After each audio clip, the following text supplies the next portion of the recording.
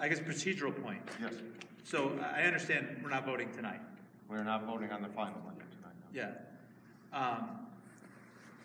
If we're going to get in, and I don't know that anyone's motions to amend now, do we have to start with a motion to approve, and then we make amendments from there, or is this just going to be kind of our informal, we vote consensus and tell Peter and Sharon to come back with a final product that reflects whatever we voted on? I think either way is fine. There'll be a formal vote to come back with a final product. So we won't take a straw poll. So we're not actually getting the formality of starting the budget approval process now, making amendments and do the final vote. We can just do the informal straw poll thing and then vote on it is when. Yeah. That's how we've done it in the past. That's how we've done it. Yeah. When is the first, does anybody know when the first town meeting is? When it's scheduled, the annual town? What? First Monday in May. First Monday in May.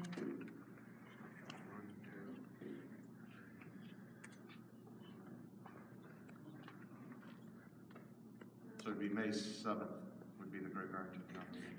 A couple of days short. So what is our drop dead date to vote on a budget? Sharon's getting that now.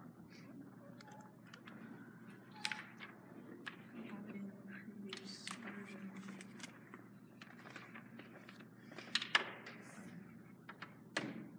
You had it in that original schedule he gave us. Yeah, I have the original schedule. My recollection was 45. Yeah, like the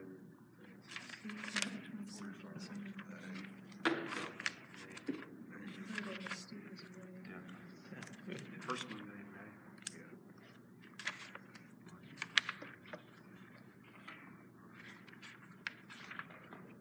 And are you counting as we speak? 6:47.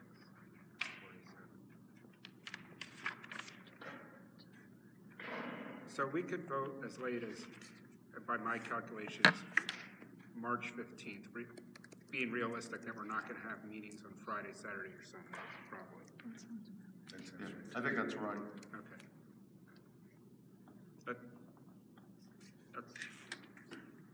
So that's an extra 7 days. I will not be here for that on the 15th, but that doesn't mean the committee can't vote on there. But we've always done it the week before, which was the 8th. So You got to, because if you don't get a vote, if you don't, we've had a final budget go to a 5-5 vote before. Yeah. yeah, I mean, you run the risk of violating the law if you don't get it done by the 8th, because, and you have to post a meeting by how many days ahead of time? 48 hours. 48 hours. Okay. And our budget has been on 5 posted meetings of the school committee. The finance committee has met 11 times on budget-related things. Our finance committee is made up of a subset of our school committee, so those of us on it go to these meetings and those. And unlike the Board of Selectmen, we're not paid. So there was a lot of opportunities to discuss our budget publicly. I was happy to see a majority of the select board here last week, 2 of whom made good public comments.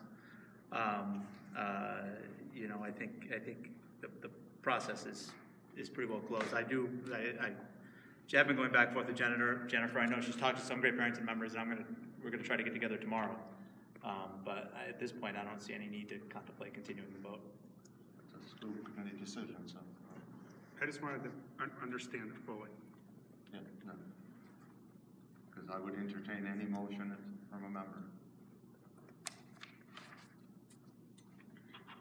So, before us, we have a series of reductions, which is larger than you requested. We're not going to complain about. Need some input from the school committee, not necessarily a motion yet, but some discussion on the feelings. There's got to be more stipends in A. More stipends. But even if there are stipends, So I know. you're eating away tiny pieces. All right, it's so small. All right, I won't waste the committee's time with it. Then I agree. Steve, I'm gonna make a motion for discussion purposes so we can get the discussion. Sure. I'm gonna motion that we ask the superintendent business manager come back with a budget to vote on at May, or March 8th, that is defined by option 3. So I have a motion and I will a second. second. Now we all are turning back the page to look at what option 3 is. So that is the additional choice in tuition, less A, which is not going to be reinstated anyways, recommended not to be reinstated, and all of B, 3 of 4, I should say, it's the best way to put it, not the PK teacher, which is mandated services. And so that would be the only thing I don't see on here, Sharon, is, and it may be here, I just don't see it. How much of a cut is that? How much of a reduction is that? Just do the Yeah, math. that's fine. That's just so that everyone's clear on what we're doing, or possibly doing. Was that seconded? Yes, it was by Andy Potter. So now we're just discussing that motion? We're just discussing that motion. So we're looking at option 2? Option 3. Option, So cutting, It's cut, not worded correctly. yeah, it's really not. It Add should back, say less A A and little less louder, B. please, I can't hear you either. Option 3 is not worded correctly? correct, she's right. Yeah, It let me, should say less A and less B, and add back teacher for B. Correct. Is that right? Yes, that's my intent. yes. yes. It'll be the PK teacher, correct? Well, it would be a teacher where A teacher needed. where, yes. And the reduction amount, I mean, the reduction plus the additional revenue is $276,549.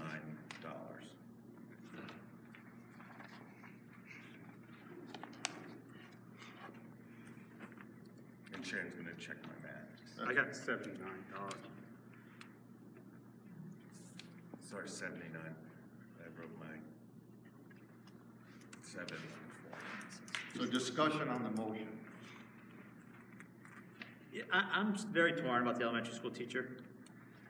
I mean, we had a population shift that doesn't, that the administration's determined that we don't need the teacher for. And I don't understand why that gets mixed and matched with the pre-K and early K programs. And we had 3 or 4 years ago a comprehensive review, which we thought of that, and everyone was set with what we had. And it always seems that we make changes to the pre-K program the minute another nickel slips away someplace else, and it's not, you know, and I understand if we have an 3 or 4 uptick. years ago. That, I know. I would like to fully fund a comprehensive pre-K program, but we don't do that. Are you speaking PK or EK? Because PK is mandatory. I'm not talking edu speak, I'm talking rich speak. Pre-K means anyone who's not in kindergarten and younger, whatever they are. Whatever that big program is, special needs, everybody, whatever.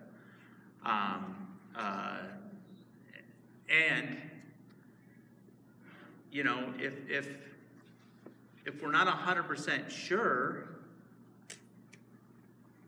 and we're not taking as much out of E&D as some of us would want, we can handle an emergency in July if we get more kids than we need.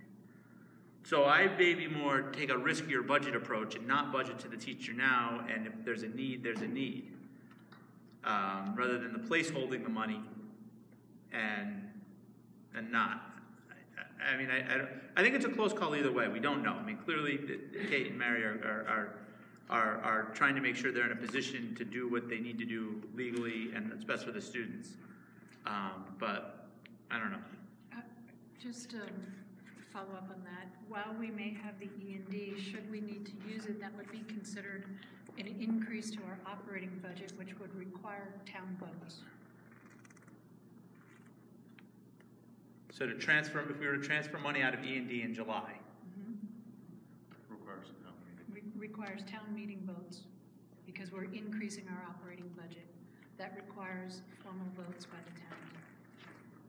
is that the one where we send the notice and they can either say they're voting or not voting, or that's No. the actual vote? This is an actual vote. They would have to, because it's an increase in the operating budget.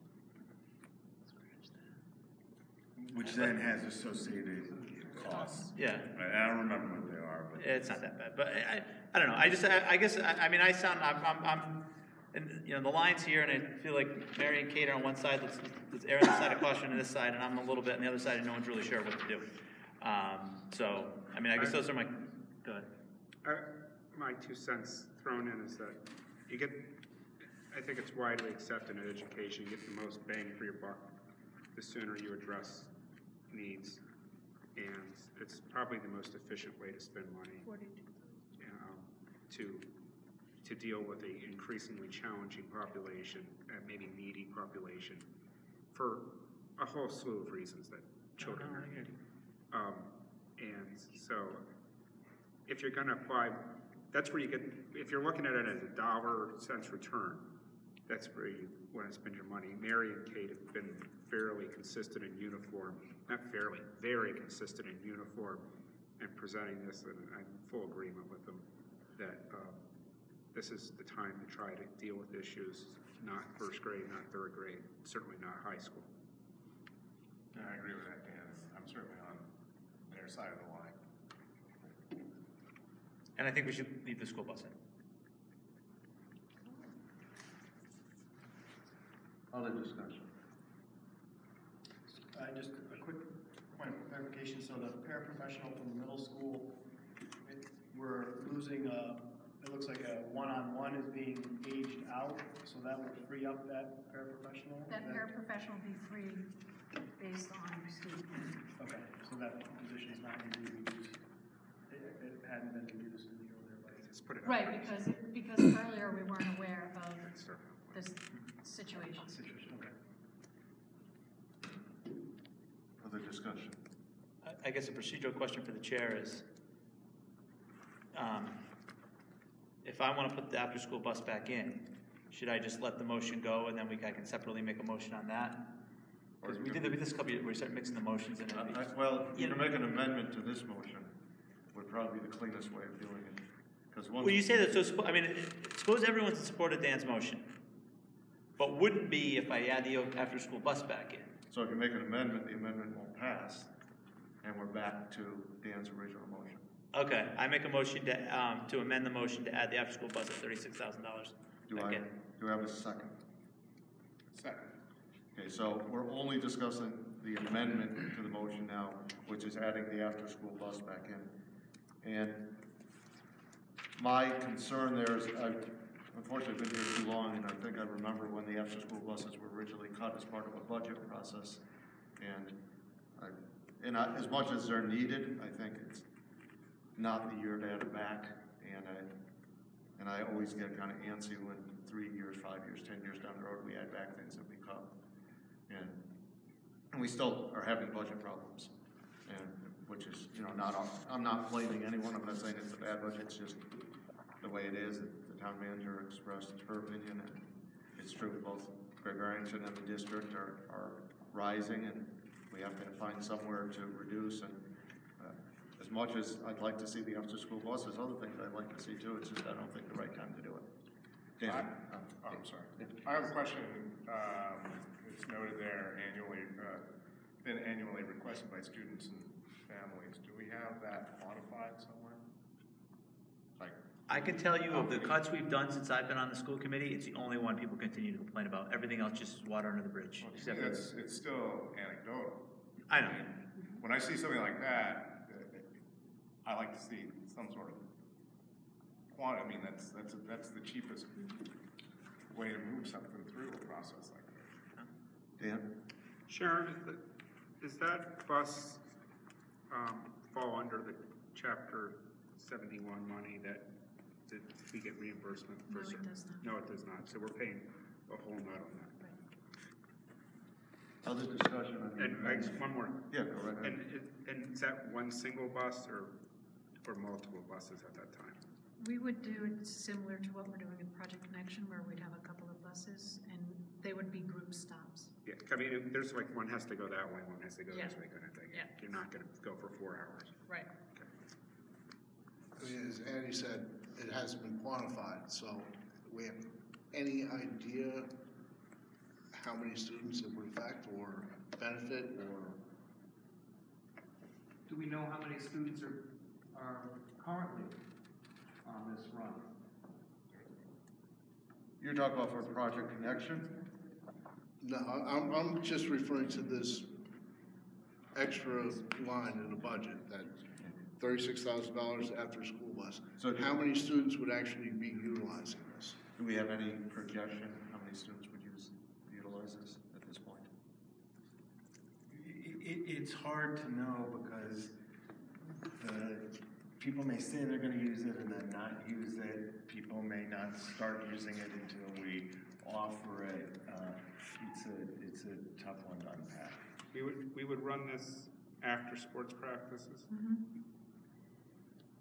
I mean, if you added up what everybody spends on gasoline, driving back and forth to get their kids, it's probably a savings for the community as a whole. But I don't know if the district wants to save everybody else money, but it's also good for the environment. Well, and it was also in consideration, as I said, discussing that that our demographics are shifting so greatly that we have a big need in our community for this kind of transportation. Families who are working 2 jobs. There are children who cannot participate in after-school activities unless it's Project Connection because they don't have transportation. That really was our thought, was it was equity. And this is would be available to middle school and high school students?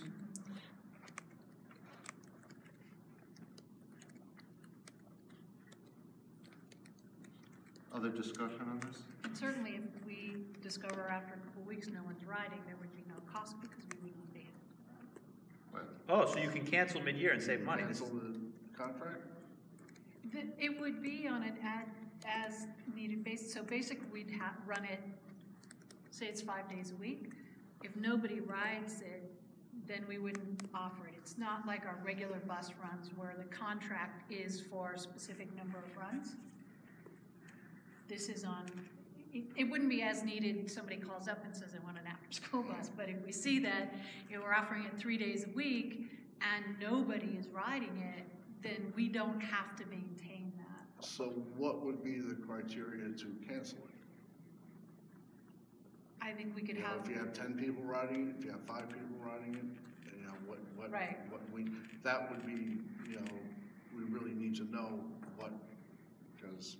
Hey, Sharon, can you remind people about how many, if we're using a regular sized bus, how many high school age kids how many? 55 high school, 55 high school and middle school children can ride on a bus. And just to be clear, because sometimes we use language, if we canceled the bus, the money would go into E&D for the next year. Correct. So just so everyone's clear, it's not saving any money in the budget magically halfway through the year. I'm not saying it's not a good thing. We wouldn't spend it though. Yeah. It's not, right. We wouldn't keep running it. The money would be wasted. Yeah. Right. I mean, I have no doubt that the bus would be used. I just don't know if we can afford it. Yeah. I have no doubt it would be used. Knowing that a bus has 58 spaces on it, is there a number that the school committee would be comfortable in terms of average ridership to warrant doing it? 20, 30? I really trust the administration to know the numbers and to know the circumstances of those students who are riding it. If you have a small number of students who are riding it, but that's the only way they can access some of these activities, I'm very supportive of that, if we had the bus. If we have a bunch of people riding it and it's just because parents don't want to come get the kids, they'd rather do something fun, then that's a different situation. But I think we have a number of students who can't access stuff because people are working or their other child is someplace else, and that even though it may not be a big number, I still support that type of use of it. So I agree with everything Dan said, but I would say since there's a motion on the table, and to Michelle's point earlier, it's a little premature to be deciding how many kids can ride on a bus. We haven't reinstated. Let's reinstate the first and see where we go. So we have a motion, we have an amendment to the motion, which is to add back the $36,000, which would reduce the savings from Dan's original motion to $240,579. So we have a motion and a second. All in favor of the amendment? Can I just? Yes. you know, I mean, again, in a perfect world, I would love to be able to support all these things that we're cutting out. But, I personally can't justify an after-school bus and leave out all the cuts to the science equipment. I really think it's an in-school activity that's critical to our academics. And, you know, I think if anything should be put back first, it should be, you know, more money into the science lab. So, again, I would love to have both the after-school bus as well as improving the science labs. But I think if I had to prioritize them, the science labs would be definitely number one, with this after-school bus number two. I appreciate the hardships that it does cause for me. I think that the academic aspects of the science labs outweigh the benefits of the after-school bus. So that's my feeling. No, and I will also say that I can't support the motion and the reason, the amendment, because I just feel that the $36,000 is better in reducing our budget. As much as we need that, there just isn't the time to do it, the year to do it. I understand the thought. So we have a motion and a second on the amendment. All in favor of the amendment? Which is to add back the $36,000 to Dan's motion, which was option 3. So option 3 would be the additional revenue, tuition and choice, the reductions not recommended to be instated, and then it would be the high school maintenance and the middle school paraprofessional. So, all in favor? 1. Opposed? So the motion fails. 1, 2, 8. Now we're back to the original motion, which is option 3, which is to reduce by $276,579. Any other discussion on option 3? Hearing none. All those in favor? Opposed? 1 opposed, so it's 8-1 for option 3. And that would reduce by $276,579. Other discussion? Do we want to talk about what and we can do it in ballpark numbers, what the impact of that will be on each of the 3 towns? Yeah, it's here for the television audience who's going to watch this. I think Sharon, you can do that. That would make sense. You want me to read? Yeah. The assessment. You say what that the increase in our net operating budget will be in a percentile for this year before you said that with the option 3.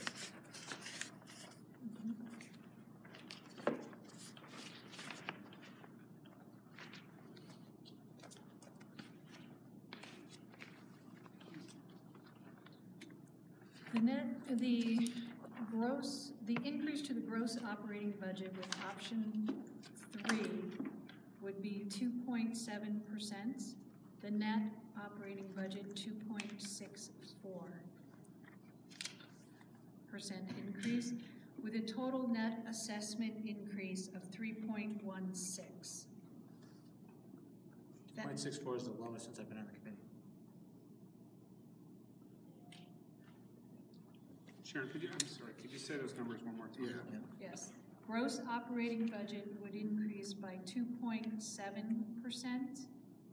The net operating budget would increase by 2.64%, with a change in the net assessment to member towns of 3.16%. Hey, go ahead with these. The change to each town for Great Barrington would be 5.39% at $825,900. It would be a decrease of 4.7% to Stockbridge of $144,262, and a decrease of 0.32% to West Stockbridge or $9,287. Say the last one again, please. A decrease to West Stockbridge of 0.32% or $9,287. So decrease. I could have at least one say or more. I think this is a strong budget, but I'm really not happy with, this is kind of like the school choice scenario where people said, we gotta go to the state and get more than $5,000. This is a scenario with a minimum local contribution, and the way it treats our regional district just isn't right. Because if we had taken the increase of 3.16% and divided it without the minimum local contribution increase this year, or in some other fashion, it would be a fine increase. It would pass all three towns. There would probably be no discussion, because although it's a big number, it's a big budget, so 3% of a budget is a reasonable increase. But the effect it has on one town, and it wouldn't matter to me because I represent all three towns. I'm from Great Barrington, I'm elected by all three towns, and the effect it has on any one of the towns, we have to look at. And the effect it has on Great Barrington, not of our own volition or our own making, is more than it should. And to be saying to Stockbridge, you can have $150,000 reduction while Great Barrington's having this increase. Sharon, I'm going to ask you for next time to come back, just so we can see the figures and I can agonize some more. What would be if we had used last year's minimum local contribution, if we were able to do that? I know it's no sense, it's fighting it. Last year was bad. If you go back like 3 years. Well, that's fine. If you want to do that, that would be fine. And I know it's kind of like Don Quixote fighting at windmills at this point. It's not going to do any good, but and it's probably going to upset me more, but it still is not. We have to figure out a solution to this, and I don't know that there is one. This is kind of like the school choice where, you know, people went to the state and no one's willing to budge off the $5,000 because of the minority of districts this affects. No matter how much we make phone calls and write letters and talk to representatives, it's a blip for the state. There are two things in play, not for this budget year, obviously, and maybe not for next year, but maybe the year after. The rural sparsity aid conversation continues, so we'll see what happens with that. And then Chip Elitzer's proposal, he shared with us today, has made some progress, so something might happen with that. Yeah, Chips has gotten farther than I thought it would get. Yeah. And so I applaud him for continuing to move on that. That's actually, I think, into a subcommittee. Right. So I think that's what he said today. So that's just my 2 cents. Normally I would say, wow, we have a 3% increase. This is a great budget, and it is. Oh, we have in the allocate, but in our net operating is what? Say it again, Sharon. The change in the net operating, which is really all we control. Yeah, it is. It's all we control. The change in the net operating is 2.64%. Yeah, 2.64%, and that's. But I'm not that's lower than our. You know how I am. I'm not. I know. I'm not going to pat anyone on the back for that until we can figure out a way which is not within our control, so it's impossible. But nothing, I guess, is impossible. So we'll figure it out. Anyone have any other comments? I had one question. So I may have gotten the numbers wrong, but previously you said if our budget and the town of Great Barrington's budget both were approved at what they were before, it would be over by 29,000 or 28,000. Yes, I think it was 27, but whatever. In that area. Has that changed at all? That figure? I mean, because obviously this reduces your. Jennifer came to the select board and finance committee a week ago, was it? With a $160,000 reduction, and we have asked the administration to come back with another 200,000. I'm not saying that we're going to accept those 200. That's what is coming back for Wednesday night. Am I correct on dates? Yeah. So, but this puts us well under the levy limit. We're not going to be over the levy limit at this point. That doesn't mean we should applaud, but it's Jennifer. You want to speak? You want to?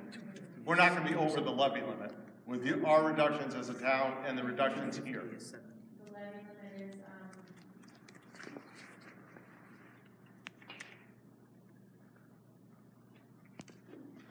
the levy limit is 23,683,109. Right, and we're now below that between the cuts that have been made here and the cuts that the town has made. I don't know. I just heard this right now, and I didn't do the math yet. So I thought when we made the 160, that put us under the levy limit, anyways. as I recall, but I could be wrong, I don't wanna put you on the But spot. Steve, I'm gonna address this as selectman right now. So Yes. we just made $276,000 in adjustments to lower what we're doing. Yes, To equate for that in town cuts, you guys need to do $395. Because every dollar that we cut, roughly 70 of that hits the Great Barrington taxpayers. So in the Great Barrington School Committee Partnership, you guys need $395 in cuts to equal us. I look at it just the opposite. No, No, I think, yeah. I'm right. But if we make 300,000 in cuts, only 70% of that hits the town of Great Barrington. We do. 100% of your cuts hits the taxpayers, Yes, that's only right. 70% of ours. Yes, that's correct, Yeah. yes. So, I'm saying the same thing. so to compare apples to apples, the school committee cuts, the select board cuts, you guys gotta do $395. If you wanna match what we did here. I also, and we're proposing 360. And we've been cutting every year, you Yeah. guys have. We've had, we're not gonna get into Great Barrington discussion right now, but I will say that the other thing is the percentage increase in Great Barrington, because it's a smaller budget, is different than the percentage increase here, because it's a larger budget. I'm giving you an argument that you should be Yeah, that's a making. dumb argument. That's one you should be making. Yeah. Okay, any other discussion? Okay, and I will say this, we will come back with a motion next Thursday. The school committee can still choose to make other motions at a public meeting next Thursday. Everybody shot down, well, one of the many, I'm gonna get a motion passed in one of these budgets, by the way. But last year, everybody shot down my motions on the last day because they were made on the last day. I'm just gonna say. Well, I understand that, and remember, we got a huge increase in transportation when the senator retired, so maybe as your final vote some year, when you're 70, you'll get something passed. Let me do the motion to adjourn next week, maybe that'll be my, Can I ask a clarifying question? Yes. Is there any other additional information the school committee wants in advance of next week's meeting? And I think that's really important, either right now or as an email to Peter, because if we vote next Thursday, which is the plan, then to ask questions then could be problematic as far as getting an accurate answer. I will say this, if there's gonna be a motion on the table about the science labs, I'm gonna need more information from somebody. Because I don't know why we started at 116, I don't know why we're down to 76, and I don't know where 15,000 came from. And I'm hearing from Bill and from Jason that 15,000 is not reflective of what I think the school committee sentiment was at the last meeting. But anyone else? I just have a question of, Sure. Sharon, we could take, in regards to the high school maintenance, we could take money from E&D and apply that to equal 116,000, or did I hear that there has to be a town vote to transfer money from E&D? No, if you do it now, As part of the as budget part of the process. budget, then it goes through as part of the regular budget. If you do it after town meeting, after July 1, Then you vote. yeah. Anyone else? Okay, let's move on.